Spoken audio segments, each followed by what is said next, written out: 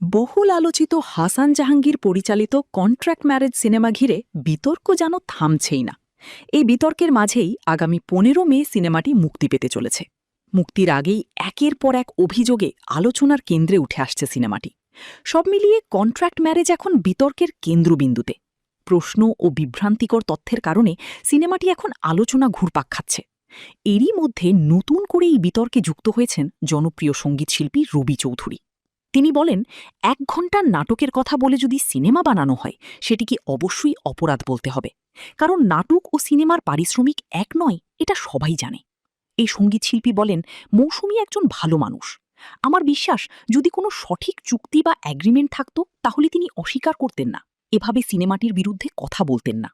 বিষয়টিতে নিশ্চয়ই কোথাও সমস্যা রয়েছে। শিল্পীদের সম্মতি ও পারিশ্রমিক ঠিকভাবে নিশ্চিত করা হয়েছিল কিনা তা নিয়েও প্রশ্ন উঠছে। রবি চৌধুরীর এই বক্তব্যে এমন ইঙ্গিত পাওয়া যাচ্ছে যে পুরো বিষয়টিতে চুক্তি সংক্রান্ত কোনো জটিলতা বা কোনো ভুল বোঝাবুঝি থাকতে পারে, যা এখন বড় আকার ধারণ করেছে। তার মন্তব্যের পর সামাজিক মাধ্যমেও নতুন করে আলোচনা শুরু হয়েছে। এই সিনেমাটি আদৌ কিভাবে নির্মিত হয়েছে? সিনেমাটির পোস্টার সামাজিক মাধ্যমে প্রকাশের পর আরও একটি বিতর্ক তৈরি হয়েছে। পোস্টারে চিত্রনায়িকা মৌসুমীর পাশাপাশি মডেল ও অভিনেত্রী জেবা জান্নাতকেও দেখা যাচ্ছে। তবে বিষয়টি নিয়ে জেবা জান্নাত বলেন, এই প্রজেক্ট সম্পর্কে তিনি কিছুই জানেন না। বন্ধুরা পোস্টার পাঠিয়ে বিষয়টি জানালে তিনি বিস্মিত হন।